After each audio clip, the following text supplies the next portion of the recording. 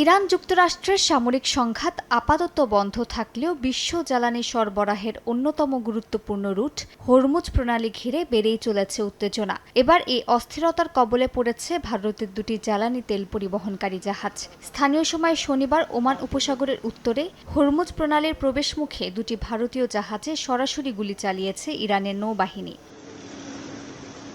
ভারতের আক্রান্ত জাহাজ দুটির মধ্যে একটিতে প্রায় ২০ লাখ ব্যারেল ইরাকি অপরিশোধিত তেল ছিল বলে জানিয়েছে ভারতীয় গণমাধ্যম। এ ঘটনায় ভারতে নিযুক্ত ইরানের রাষ্ট্রদূত মোহাম্মদ ফাতাহ আলীকে তলব করে তীব্র প্রতিবাদ জানানো হয়। ভারতীয় পররাষ্ট্র মন্ত্রণালয় এটিকে গুরুতর নিরাপত্তার লঙ্ঘন হিসেবে উল্লেখ করেছে। এর আগে কয়েকটি ভারতমুখী জাহাজকে নিরাপদে যেতে দিলেও হঠাৎ করে এই অবস্থান বদল কূটনৈতিক অস্বস্তি বাড়িয়েছে।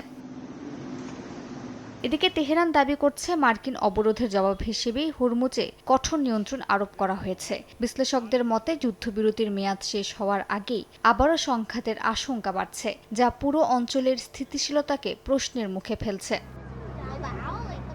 এ উত্তেজনার মাঝেই চলছে ভারতের নীরব জ্বালানি কূটনীতি। ভারতীয় কোম্পানিগুলো আইসিআইসিআই ব্যাংকের মাধ্যমে চীনা ইউয়ানে ইরানি তেলের দাম পরিশোধ করছে। ভারতের রাষ্ট্রায়ত্ত ইন্ডিয়ান অয়েল কর্পোরেশন ও বেসরকারি রিলায়েন্স ইন্ডাস্ট্রিজ সাময়িক নিষেধাজ্ঞা ছাড়ের সুযোগে এই লেনদেন করছে। দীর্ঘদিনের মার্কিন নিষেধাজ্ঞা বাধা এড়াতে এই বিকল্প মুদ্রা ব্যবস্থায় এখন মূল ভরসা হয়ে উঠছে। মালিহা সুহরওয়ার্দী, সময় সংবাদ।